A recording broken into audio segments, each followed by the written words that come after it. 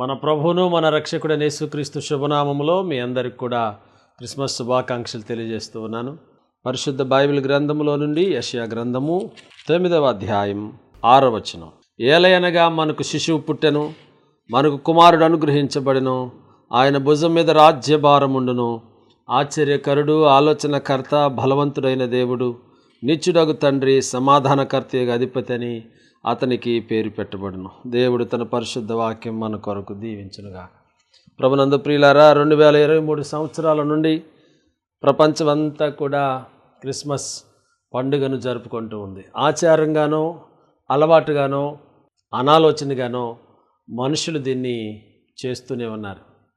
అయితే దేవుని యొక్క వాక్య వెలుగులో మనం ఆచారంగా దీన్ని చేసినందువలన, అలవాటుగా చేసినందువలన ఎలాంటి ఆశీర్వాదాలు మనకు కలవు. కానీ ఆధ్యాత్మికంగా, ఆత్మీయంగా మనం ఎప్పుడైతే దీన్ని జరిపించుకుంటామో అప్పుడు మీ కుటుంబ జీవితాలు, మీ బిడ్డల జీవితాలు సుఖ సంతోషాలతో, ఈ దేశం, ఈ ప్రపంచం, ప్రజలంతా కూడా సుఖ సంతోషాలతో విరాజిల్లుతూ అద్భుతమైన ఆశీర్వాదాలు పొందుకుంటారని దేవుని యొక్క వాక్యమును బట్టి నేను మీకు తెలియజేస్తా ఉన్నాను. మరి యెషయా ప్రవక్త ఇలా రాస్తూ ఉన్నాడు. ఏలయనగా మనకు శిశువు పుట్టెను, మనకు కుమారుడు అనుగ్రహించబడెను, ఆయన భుజం మీద రాజ్యభారముండును. ఆశ్చర్యకరుడు, ఆలోచనకర్త, నిత్యుడగు తండ్రి, బలవంతుడైన దేవుడు, సమాధానకర్త అధిపతి అని ఆయనకు పేరు పెట్టబడును. ప్రభువైన యేసుక్రీస్తు వారు ఈ లోకంలో జన్మించడాన్ని క్రిస్మస్ అంటాం. మరి క్రైస్ట్ అంటే క్రీస్తు, మాస్ అంటే ఆరాధన, క్రిస్మస్ అంటే క్రీస్తు ఆరాధన. ప్రభునందు ప్రియులరా, మరి 2000 సంవత్సరాలకు పూర్వం దేవాది దేవుడు దేవలోకాన్ని విడిచిపెట్టి మానవుడిగా అవతరించినటువంటి దినాన్ని క్రిస్మస్ అని పిలుస్తారు. చాలా సందర్భాల్లో ఈ లోకంలో మనం చూసినప్పుడు మనుషులు రకరకాలైనటువంటి విధానాల్లో క్రిస్మస్ పండుగను జరుపుకుంటూ ఉన్నారు.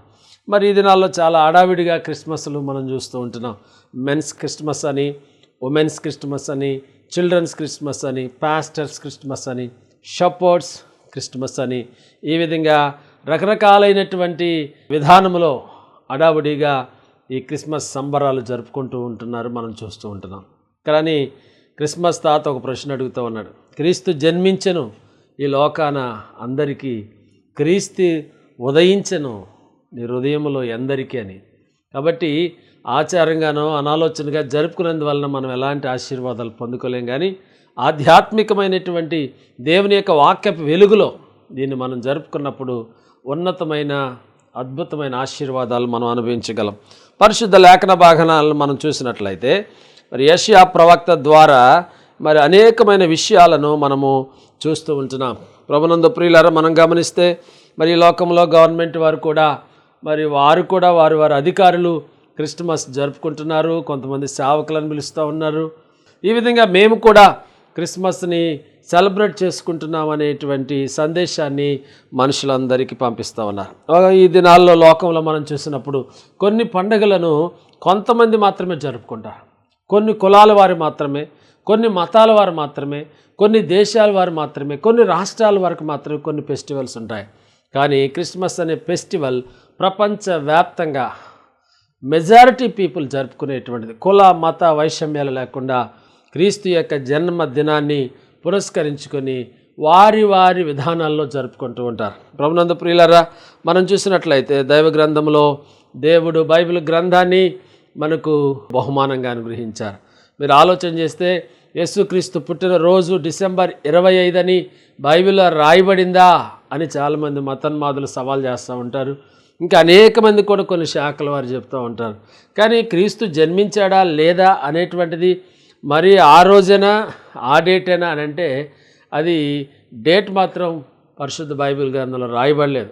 ఇది వాస్తవం. అయినప్పటికి కూడా క్రీస్తు జన్మించాడని చెప్పడానికి చారిత్రాత్మకమైనటువంటి ఆధారాలు మనం చూస్తూ ఉంటాం.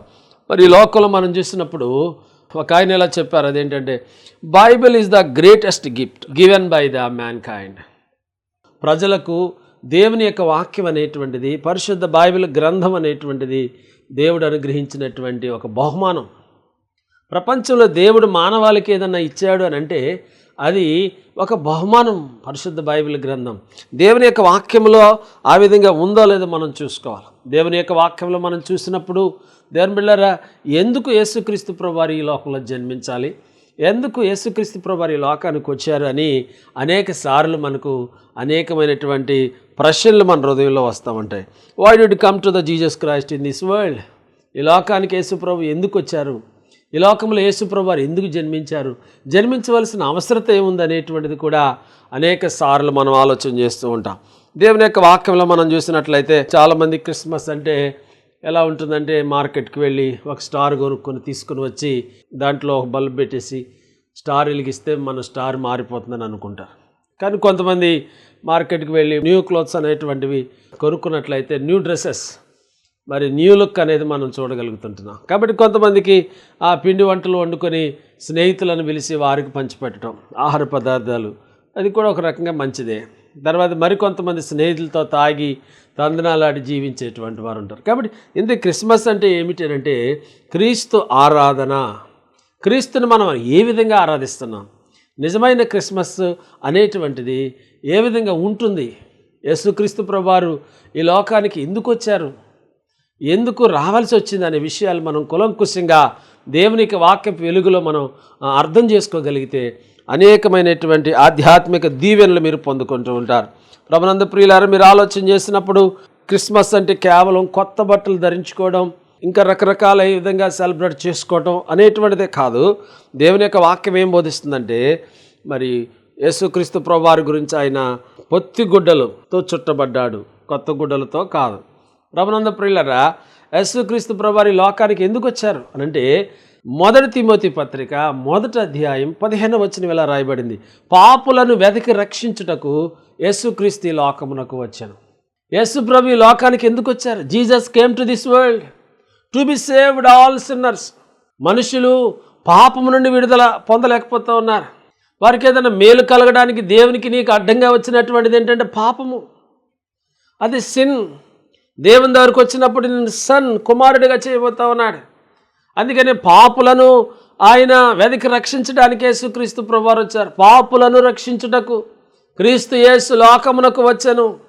ఎందుకనంటే దేవుని బిడ్డలారా, నీవు నశించిపోవడం ఆయనకి ఇష్టం లేదు, నీ బిడ్డలు నశించిపోవడం ఆయనకి ఇష్టం లేదు, నీ భర్త నశించిపోవడం ఆయనకి ఇష్టం లేదు, నీ భార్య నశించిపోవడం ఆయనకి ఇష్టం లేదు. అందుకని నిజ రక్షకుడైన యేసు ప్రభువారిని తెలుసుకోగలిగితే అది నీకు రక్షణ వస్త్రం, లేక నూతనమైన వస్త్రం. అంటే ఆ శరీర సంబంధమైన వస్త్రాలే కాదు, కానీ ఆత్మ సంబంధమైనటువంటి రక్షణ వస్త్రమును ధరించుకున్నటువంటి వారు ఏ విధంగా ఆనందంగా ఉంటారో ఆ విధంగా నీవు కూడా ఉండగలవు. దేవుని బిడ్డలారా, మనము స్టార్ కడుతూ ఉన్నాం.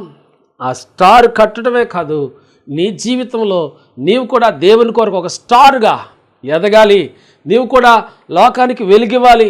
నీ వ్యాపారంలో, నీ బిజినెస్లో, నువ్వు చేస్తున్న పనిలో, నీ ఉద్యోగంలో, నీ ధర్మంలో, నువ్వు అన్ని విషయాల్లో కూడా స్టార్ లాగా నువ్వు వెలుగుతూ ఉండాలని దేవుని వాక్యం నీకు బోధిస్తూ ఉంటుంది. ఇంకా మూడవదిగా మనం చూసినట్లయితే దేవుని బిడ్డలారా, క్రిస్మస్ ట్రీ పెడతా ఉంటాం. అది 3-4 రోజులకి, లేకపోతే ఒక 1 వీక్ అయిపోయిన తర్వాత అది ఎండిపోతూ ఉంటుంది. ఎండిపోయే క్రిస్మస్ చెట్టును కాదు దైవ గ్రంథంలో, నేనైతే దేవుని మందిరంలో పచ్చని ఒలివ చెట్టు వలె ఉన్నానన్నాడు దావీదు. నీవు, నీ కుటుంబం, నీవు చిగురించేటువంటి చెట్టుగా, పచ్చని ఒలివ చెట్టు వలె నీ బిడ్డలు, నీ కుటుంబం, నీ భార్య ఫలించు ద్రాక్ష వలె ఉండాలి అని ఈ క్రిస్మస్ యొక్క పరమార్థమై ఉంటుంది. క్రిస్మస్ యొక్క నిజమైనటువంటి ఆనందం అది. దేవుని యొక్క వాక్యంలో మీరు చూసినప్పుడు దేవుని బిడ్డలారా, యేసుక్రీస్తు ప్రభువారు చెప్పారు, I am the bread of life. నేనే జీవాహారమును, నేనే I am the way and truth and life. నేనే మార్గమును, నేనే సత్యమును, నేనే జీవమునని ప్రభు చెప్పారు. దేవుని బిడ్డలారా, మీరు ఆలోచన చేసినట్లయితే మీరు ఆహారం వండుకుని ఆహార పదార్థాల వల్ల సంతోషించడమే కాదు, యేసుక్రీస్తు మాకు జీవాహారమై ఉన్నాడు, యేసుక్రీస్తు నాకు జీవమై ఉన్నటువంటి దేవుడు, సజీవుడైనటువంటి దేవుడు. అందుచేత యేసుక్రీస్తు యొక్క ప్రేమను లోకానికి పంచడం ద్వారా దేవుని బిడ్డలారా, నీవు తినేటువంటి ఆహారం లేని వారికి, అవసరతలో ఉన్న వారికి, దేవుని బిడ్డలారా, మరి అనాథలైనటువంటి వారికి, దిక్కుమాలినటువంటి వారికి మనము తిని పారవేసుకునేటువంటి ఆహారం కాకుండా మన సంతోషాన్ని, అటువంటి నీడ్ పీపుల్ ఇన్ నీడ్, ఎవరైతే అవసరతలో ఉన్న ప్రజలకు మనం సహాయం చేయగలిగితే దేవుని బిడ్డలారా, దేవుడు నిన్ను ఆశీర్వదిస్తాడు. దేవుని యొక్క వాక్యంలో మనం చూసినప్పుడు ఫ్రెండ్స్ని భోజనానికి పిలుస్తాం, వారందరితో సంతోషిస్తాం, ఆనందిస్తాం. పరిశుద్ధ బైబిల్ గ్రంథంలో ఒక మాట రాయబడింది ఏంటంటే, రక్షణ ఆనందం ఒక వ్యక్తి యేసుక్రీస్తు ప్రభు దగ్గరకు వచ్చి ఆయన సిలువలో మరణించాడు నా కొరకని తన పాపములను ఒప్పుకొని విడిచిపెట్టడం ద్వారా యేసుక్రీస్తు ప్రభు వారిని సొంత రక్షకుడిగా అంగీకరించడం ద్వారా అతనికి దేవుడిచ్చేటువంటి గిఫ్ట్ ఏంటో తెలుసా? రక్షణానందం. దెన్ బిళ్ళరా, ద జాయ్ ఆఫ్ సాల్వేషన్. రక్షణ ఆనందాన్ని ప్రభు నీకు అనుగ్రహిస్తారు. రక్షణ ఆనందం అనేటువంటిది ఈ లోకంలో స్నేహితుల కన్నా బంధువుల కన్నా కూడా గొప్పది. ఎందుకంటే పరలోకములో ఉన్న దేవునికి నీకు కలిగేటువంటి అద్భుతమైనటువంటి అనుభవం. It is the good experience. ఒక మంచి అనుభవం అనేటువంటిది దేవుడు నీకు అనుగ్రహిస్తారు. ఈ విధంగా క్రిస్మస్ పండుగ గురించి అనేక విషయాలు మనం వింటూ ఉంటాం దేవుని బిడ్డలారా. అనేక రకరకాలైనటువంటి విధానంలో దేవుని బిడ్డలారా దీన్ని మనం చేసుకుంటూ ఉంటాం. కాబట్టి ఇంత నేను చెప్పాలనుకున్న అంశం ఏంటంటే, దేవుని బిడ్డలారా, నువ్వు ఆచారంగానో అనాలోచనగానో ఆలోచన లేకుండానో చేస్తే నీకు ఆశీర్వాదాలు రావు. కానీ ఆధ్యాత్మికమైనటువంటి క్రిస్మస్, ఆచరణాత్మకమైనటువంటి క్రిస్మస్ దేవుని బిడ్డలారా ఆధ్యాత్మికమైన వికాసాన్ని ఇవ్వగలుగుతుంది. ఆత్మీయమైనటువంటి క్రిస్మస్ నీ కుటుంబాన్ని దీవించగలుగుతుంది. లేకపోతే అది పండగే కానీ అది దండగా మారిపోతుందనే విషయాన్ని ఈరోజు నేను మీకు జ్ఞాపకం చేస్తా ఉన్నాను. కాబట్టి నా ప్రియమైన సహోదరులారా, దేవుని యొక్క వాక్యంలో మీరు చూసినప్పుడు దేవుని దగ్గరికి వచ్చి, ప్రభువా నేను పాపిని, నన్ను క్షమించు, నీవు సిలువలో నా కొరకు ప్రాణం పెట్టావు, రక్తం చిందించావు, ప్రభువా ఇదిగో నేను సొంత రక్షణ అంగీకరిస్తున్నానని కనుక నువ్వు దేవుని సన్నిధిలో ప్రార్థన చేయగలిగితే ప్రభు నేను రక్షిస్తారు. రక్షణానందాన్ని, గొప్ప సంతోషాన్ని, సమాధానాన్ని ఇవ్వడానికి ఆయన సిద్ధంగా ఉన్నాడు. దైవ గ్రంథంలో మీరు చూస్తే లూకాసు వార్త 1వ అధ్యాయం 46వ వచనం, నా ప్రాణము ప్రభువును గణపరచుచున్నది. తల్లి మరియా ఇలా మాట్లాడుతుంది, నా ప్రాణము ప్రభువుని గణపరచుచున్నది అంటుంది. మరి కాబట్టి మరియా పూజార్హురాలు కాదు, గణపరచబడాల్సినటువంటి ఆమె, శ్లాఘించవలసినటువంటి ఆమె. కానీ దేవుని బిడ్డలారా ఆమె పూజార్హుడు ప్రభు అయిన యేసుక్రీస్తు మాత్రమే. దేవాది దేవుడు దేవలోకాన్ని విడిచిపెట్టి యేసుక్రీస్తు అనే రూపంలో ఈ మానవ లోకానికి, పాప లోకానికి, శాపలోకానికి దిగి వచ్చాడే. ఆ పుణ్యాత్ముడు పరిశుద్ధుడైన దేవుని గర్భం ధరించే భాగ్యాన్ని దేవుడు ఆమెకు నిర్ణయించారు. కాబట్టి ప్రభునందు ప్రియులరా, మరియ తల్లి మాట్లాడుతుంటుంది, నా ప్రాణము ప్రభువుని గణపరచుచున్నది. కాబట్టి ఆమె ప్రభువుని గణపరిచినప్పుడు నీవు కూడా ప్రభువును గణపరచాలి. ఆమె చెప్పినటువంటి మంచి మాదిరి మనం చూస్తూ ఉంటున్నాం. ఇంకా పరిశుద్ధ బైబిల్ గ్రంథంలో మీరు చూసినట్లయితే దేవుని బిడ్డలారా, మరియమ్మ దేవుణ్ణి స్తుతించింది, గణపరిచింది. మనము కూడా దేవుని గణపరిచే వరంగా ఉండాలి ఈ పండుగలో. మొదటిగా మరియ తల్లి ఆయన్ని గణపరిచినట్లుగా చూస్తున్నారు. రెండవది గొల్లలు. మరి వారు సామాన్యమైనటువంటి ప్రజలు సమాజంలో గొర్రెలను మేపుకుంటూ ఉంటుండగా దేవదూత వారిని దర్శించింది. మొదటిగా వారు ఒక గొర్రె పిల్లను తీసుకొని ప్రభు అయినటువంటి యేసు దగ్గరికి వెళ్ళి ఆయన పాదముల యొద్ద వారంతా కూడా మొదటిగా ప్రభువుని దర్శించుకొని గొర్రె పిల్లను కానుకగా ఇచ్చినట్లుగా మనం చూస్తూ ఉంటున్నాం. కాబట్టి ప్రియ సహోదరుడా, సహోదరి, మూడవదిగా మనం చూస్తే జ్ఞానులు తూర్పు దేశం నుంచి వచ్చినటువంటి జ్ఞానులు, నక్షత్రం యొక్క శాస్త్రముల గురించి బాగా ప్రావీణ్యత కలిగినటువంటి వారు, ఖగోళ సంబంధమైన విషయాల గురించి వారు తెలుసుకొని ఆ నక్షత్రం ఎక్కడైతే పుట్టిందో దాన్ని తెలుసుకునేటువంటి విధానంలో వారు బయలుదేరి వచ్చారు. మొదటిగా రాజు దగ్గరికి వెళ్ళారు. రెండవదిగా వారు బయటకు వచ్చారు. దేవుని దేవదూత వారితో మాట్లాడినప్పుడు దాన్ని విని దేవుడు మరొక మార్గమును వారికి చూపించినప్పుడు వారు కూడా వెళ్ళి బాలుడైన యేసుని వారు ఆరాధించారు. ఎలా? సాష్టాంగపడ్డారు, సాగిలపడ్డారని బైబిల్లో రాయబడింది. వారి పెట్టెలను విప్పి ఆయన కానుకలను అర్పించారు. దేవుని బిడ్డలారా, ఒకటి బోళము, సాంబ్రాణి, బంగారమును, ఈ మూడు కూడా బైబిల్లో అర్పించినట్లుగా మనం చూస్తున్నాం. దేవుని బిడ్డలారా, దేవుని యొక్క వాక్యాన్ని మనం చూసినట్లయితే మరియ తల్లి దేవుని స్తుతించింది. రెండవదిగా ఆ రాత్రి వేళ గొర్రెల కాపరులు వారు యేసుప్రభుని దర్శించుకోగలిగారు. మూడవదిగా జ్ఞానులు వెళ్ళి యేసుప్రభుని ఆరాధించారు. జ్ఞానులు ఆరాధించిరయా నిన్ను కరుణగల యేసువా, కరుణగల యేసువా, యేసు రక్షకుడా మా ప్రాణ స్నేహితుడా, యేసు రక్షకుడా మా ప్రాణ స్నేహితుడా, యేసు రక్షకుడా నా ప్రాణ స్నేహితుడా, జ్ఞానులు ఆరాధించిరయా నిన్ను కరుణగల యేసువా. Praise the Lord. కాబట్టి జ్ఞానులు ఆయన్ని ఆరాధించినట్లుగా మనం చూస్తూ ఉంటున్నాం. వారు కొన్ని వందల కిలోమీటర్ల నుంచి ప్రయాణం చేసి వచ్చారు, క్షేమంగా గృహాలకు తిరిగి వెళ్ళారు. నిజంగా ఆయన దేవుడు కాబట్టి అద్భుతమైనటువంటి కార్యములను మరి వారు చూడగలిగారు. ఇదే నాన్న వాక్యం వింటున్న నీ జీవితంలో కూడా క్రిస్మస్ యొక్క దీవెనలు, ఆశీర్వాదాలు కావాలని నువ్వు కోరుకున్నట్లయితే నీవు కూడా జ్ఞానుల వలె సాష్టాంగపడి సాగిలపడి దేవునికి నమస్కారం చేయాలి, అనగా ఆరాధించాలనే విషయాన్ని నేను జ్ఞాపకం చేస్తున్నాను. సర్వసాధారణంగా క్రిస్మస్ అనగానే మనం 3 విషయాలు గుర్తుంచుకోవాలి. నెంబర్ 1 ఏంటంటే క్రిస్మస్ అనేటువంటిది అందరి పండగ. Christmas is universal. ఇది ప్రపంచవ్యాప్తంగా జరుగుతున్నటువంటి ఫెస్టివల్.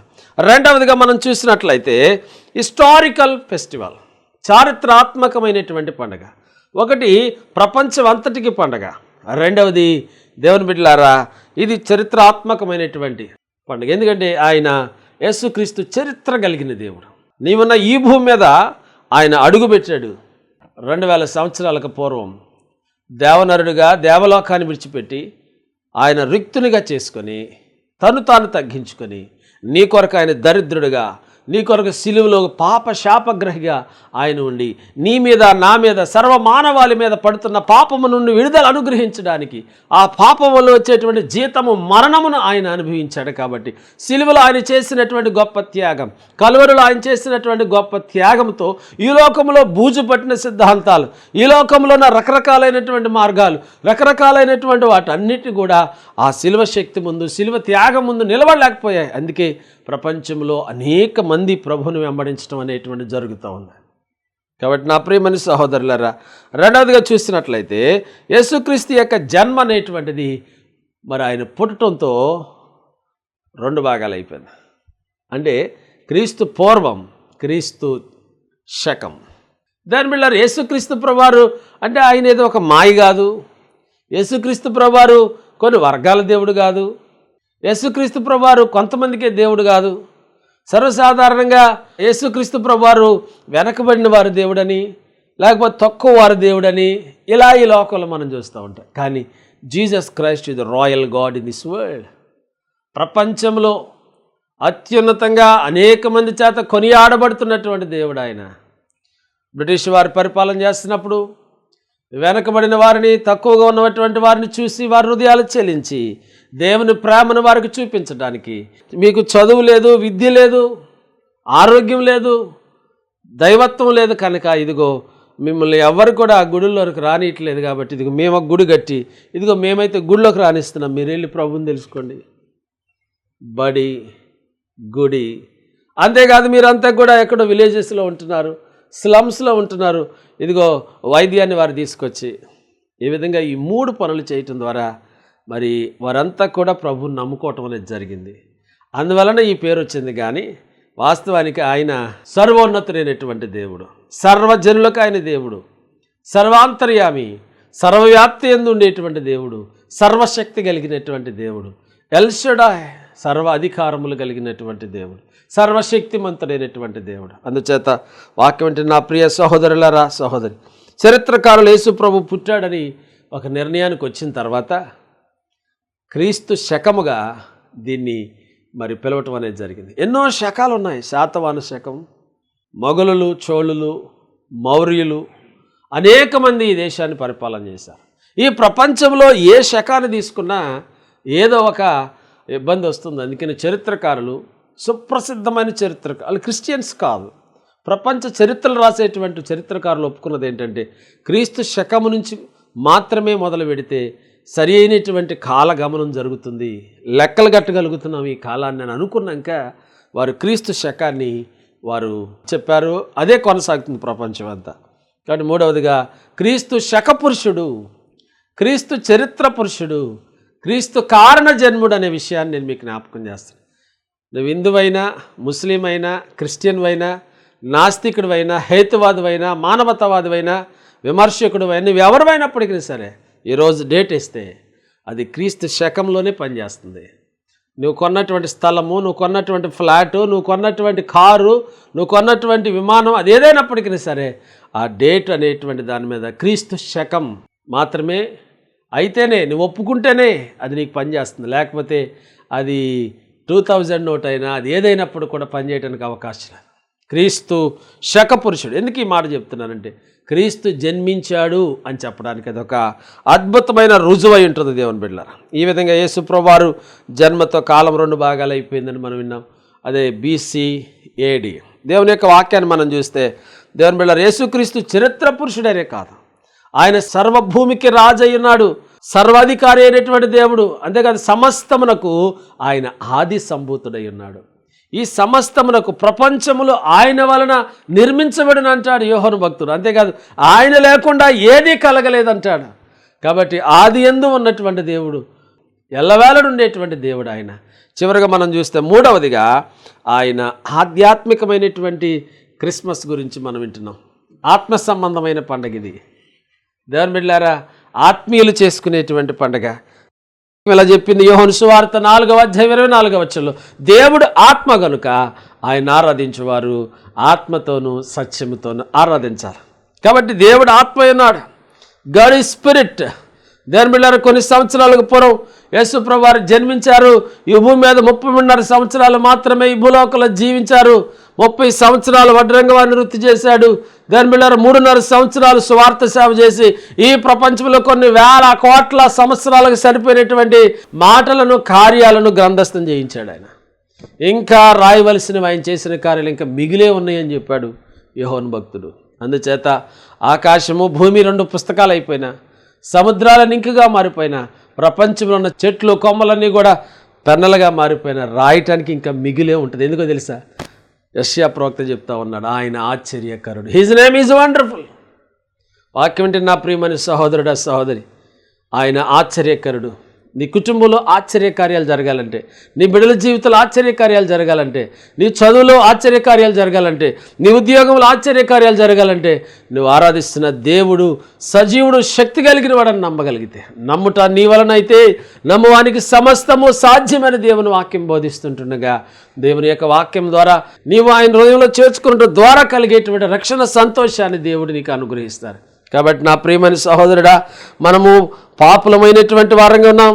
ఎందుకంటే దేవుని యొక్క వాక్యంలో మనకు మొదటిగా మనం చూసినప్పుడు యేసు ప్రభు లోకానికి ఎందుకు వచ్చారనంటే పాపులను వెతికి రక్షించుటకు ఈ లోకమునకు వచ్చారు. రెండవదిగా మనం చూస్తే లూకాసు వార్త 19:10 నశించిన దానిని వెతికి రక్షించుటకు క్రీస్తు యేసు లోకమునకు వచ్చాను. నశించిపోతున్నటువంటి మానవుడు దేని విషయంలో నశించిపోతున్నాడు? మానవుడు పాపి గనుక పాపం వల్ల దేవుని యొక్క వాక్యం ఇలా బోధించింది. దేవుని బిడ్డలారా, ఏ భేదము లేదు, అందరూ పాపము చేసి దేవుడు అనుగ్రహించు మహిమను పొందలేకపోతాను. పాపమే నీ ఆశీర్వాదాలు అడ్డుగా తగిలేటువంటిది. నీకు మేలు కలగకుండాటకు మీ పాపములే కారణం అని చెప్తా ఉన్నాడు. దేవుని బిడ్డలారా, మీ దోషములే దేవునికి మీకు అడ్డంగా వచ్చి నేను వాక్యం బోధిస్తూ ఉంది. కాబట్టి నీవు నశించిపోతుండగా నశించిపోతున్న నిన్ను రక్షించాలని, నీ కుటుంబాన్ని రక్షించాలని ఈ దినాల్లో మనుషులు రకరకాలైనటువంటి వాటికి అలవాటు పడిపోయారు. ప్రాముఖ్యంగా యవనస్తులైనటువంటి వారు దేవుని బిడ్డలారా, రకరకాల ధూమపానం అని, మద్యపానం అని, ఇంకా మీరు చూస్తే క్లబ్స్ కానీ పబ్స్ కానీ వీటన్నిటికీ అలవాటు పడిపోయి, డ్రగ్స్కి అలవాటు పడిపోయి చిన్న వయసులో వారి జీవితాలను నాశనం చేసుకుంటూ ఉన్నారు, నశించిపోతూ ఉన్నారు. కాబట్టి దేవుని యొక్క వాక్యం, క్రిస్మస్ సందేశం ఏంటంటే నశించిన దానిని వెదకి రక్షించుటకు క్రీస్తు యేసు లోకమునకు వచ్చాను. చూడండి దేవుని బిడ్డలారా, 3వ మాట నేను మీకు జ్ఞాపకం చేస్తున్నాను. మార్కు సువార్తలో యేసుక్రీస్తు ప్రభువారు చెప్పారు, మనుష్య కుమారుడు ఈ లోకానికి ఎందుకు వచ్చారంటే పరిచర్య చేయడానికే వచ్చాను కానీ పరిచర్య చేయించుకోవడానికి ఆయన రాలేదు అని యేసు ప్రభువారు చెప్పారు. కాబట్టి మీరు గమనించినట్లయితే దేవుని వాక్యం అంటే నా ప్రియమైన సహోదరి సహోదరులారా, యేసుక్రీస్తు ప్రభువారు ఈ లోకానికి ఎందుకు వచ్చారంటే పరిచర్య చేయడానికి వచ్చాడు ఆయన. చూడండి, శిష్యులందరూ కూడా అక్కడ కూర్చుని ఉన్నారు. మరి యేసు ప్రభువారు ఆయన పై వస్త్రాన్ని ప్రక్కన పెట్టి ఆయన ఏం చేశారంటే శిష్యుల పాదాలను కడిగాడు. ఆయన అంతగా తగ్గించుకున్నాడు. ఆయన పై వస్త్రం అనేది అధికారానికి గుర్తు, అధికారాన్ని ప్రక్కన పెట్టి తన శిష్యుల పాదాలు కడిగినంత దీనుడు ఆయన. కాబట్టి దేవుని వాక్యం అంటే నా ప్రియమైన సహోదరుడా, సహోదరి, మరొక మాట నేను మీకు జ్ఞాపకం చేస్తా ఉన్నాను. 1 యోహాను పత్రిక 5:19 లోకమంతయు దుష్టుని యందు ఉన్నదని మనం ఎరుగుదుము. చూడండి ప్రియులరా, మరి ఎందుకు యేసు ప్రభు ఈ లోకానికి వచ్చారనంటే అపవాది క్రియలను లయపరచుటకే క్రీస్తు యేసు ఈ లోకమునకు వచ్చెను అనేటువంటి మాట మనం చదువుకుంటాం. 3వ అధ్యాయం 8వ వచనం. కాబట్టి ప్రియులారా, అపవాది క్రియలను లయపరచడానికే క్రీస్తు యేసు లోకమునకు వచ్చారు. కాబట్టి 4 విషయాలు నేను మీకు జ్ఞాపకం చేశాను. అనేక విషయాలు ఉన్నప్పటికీ ఎందుకు వచ్చారు యేసుప్రభువు అని? నెంబర్ 1, పాపులను వెదకి రక్షించడానికి. నెంబర్ 2, నశించిన దానిని వెదకి రక్షించడానికి. నెంబర్ 3, పరిచర్య చేయడానికే వచ్చాడు కానీ పరిచర్య చేయించుకోవడానికి రాలేదు. నెంబర్ 4 ఏంటంటే అపవాది క్రియలను లయపరచుటకు క్రీస్తు యేసు లోకమునకు వచ్చాను. కాబట్టి నా ప్రియమైన సహోదరుడ సహోదరి, ఆయనకున్న బిరుదులు ఏంటంటే ఆశ్చర్యకరుడు, ఆలోచనకర్త, నీకు ఆలోచన చెప్పేటువంటి దేవుడు, అంతేకాదు నిత్యుడగు తండ్రి, ఎల్లప్పుడూ కూడా నీకు తండ్రిగా ఉండేవాడు, బలవంతుడైనటువంటి దేవుడు, ఆయన బలమైన దేవుడు, అంత బలమైన దేవుడు. దేవుని బిడ్డలారా, సమాధానకర్తయ్యకు అధిపతి. ఇది నాలో దేశంలో సమాధానం లేదు, సంఘాల్లో సమాధానం లేదు, సహవాసాల్లో సమాధానం లేదు, ప్రపంచంలో సమాధానం. ఇజ్రాయెల్కి ఆమస్ వారికి యుద్ధ వాతావరణం, మొన్నటి వరకు యుక్రెయిన్ రష్యా వారికి యుద్ధ వాతావరణం. ప్రపంచంలో సమాధానం లేదు. శాంతి దూత, శాంతి ప్రదాత ఈ క్రిస్మస్ పండుగ ద్వారా నీ కుటుంబం స్టార్ లాగా వెళ్ళగాలని, దాని బిడ్డలారా, కవత్ వలె క్యాండిల్ సర్వీస్ చేస్తాను, క్యాండిల్ వలె నీ యొక్క కుటుంబం కూడా, నీ బిడ్డలు ఎలగాలని, అనేకులకు ఆశీర్వాదకరంగా మారాలని దేవుడు నిన్ను కోరుకుంటా ఉన్నారు. ఈ క్రిస్మస్ పండుగ యొక్క దీవెన, ఆశీర్వాదములు దేవుని బిడ్డలారా, దేవుడు నూతనంగా నీ కుటుంబాన్ని దీవించాలని, నూతన ఆయుష్ నీకు ఇవ్వాలని, నూతన ఆరోగ్యం ఇవ్వాలని ఈ క్రిస్మస్ పండుగ ద్వారా క్రిస్మస్ ఆనందం, క్రిస్మస్ సంతోషంతో దేవుడు నిన్ను నీ కుటుంబాన్ని దీవించి నింపి ఆశీర్వదించునుగాక. ఆమేన్. మంచిది ప్రియులారా, కల్వరి విజయం ప్రోగ్రాం మీ కుటుంబాలకు ఎంతో దీవెనకరంగా ఉందని విని మేము సంతోషిస్తూ ఉన్నాం. మీరు పంపిస్తున్నటువంటి వాట్సాప్ మెసేజ్ల ద్వారా, ఫోన్ కాల్స్ ద్వారా మేము ఎంతగానో దేవుని గణపరుస్తూ ఉన్నాం.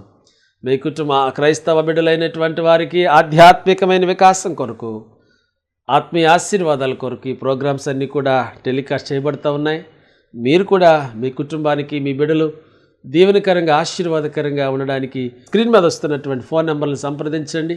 తప్పనిసరిగా మీ బిడ్డలు పుట్టినరోజు సందర్భంగా, మీ వివాహ రోజు సందర్భంగా, మీ యొక్క రకరకాలైనటువంటి ప్రోగ్రామ్స్ ద్వారా ఆ సందర్భంలో మీరు కూడా స్పాన్సర్ చేయొచ్చు. అనేక లక్షలాది మంది, వేలాది మందికి మీ యొక్క సమర్పణ ద్వారా దేవుడు మీకు ఆశీర్వాదకరంగా చేస్తారు. మరి అటు దీవెన పరిశుద్ధాత్మ దేవుడు మీ కుటుంబం అంతటిని కూడా దీవించి ఆశీర్వదించునుగాక. ఆమేన్. ప్రార్థన చేసుకుందాం. మమ్మల్ని మిక్కిలిగా ప్రేమించిన యేసయ్య, మరి ఈ క్రిస్మస్ పర్వదినాన ఎంతమంది అయితే ప్రభు ఈ ప్రోగ్రాం వీక్షిస్తున్నారో, క్రిస్మస్ సంతోషము, క్రిస్మస్ సమాధానము, క్రిస్మస్లో ఉన్నటువంటి గొప్ప దీవెన ఆశీర్వాదములతో బిడ్డలందరిని నింపి, గొప్ప నిండైన దీవెన మెండైన ఆశీర్వాదాలతో నింపి దీవించి ఆశీర్వదించమని, మా ప్రియులందరినీ శ్రోతలను దీవించమని స్తుతించి అడిగి వేడుకుంటున్నాము తండ్రి. ఆమేన్. తండ్రి, కుమార, పరిశుద్ధాత్మ దేవుని దీవెన మీ అందరికీ ప్రభుతోడైండునుగాక. ఆమేన్. మీ అందరికీ కూడా merry Christmas and happy new year.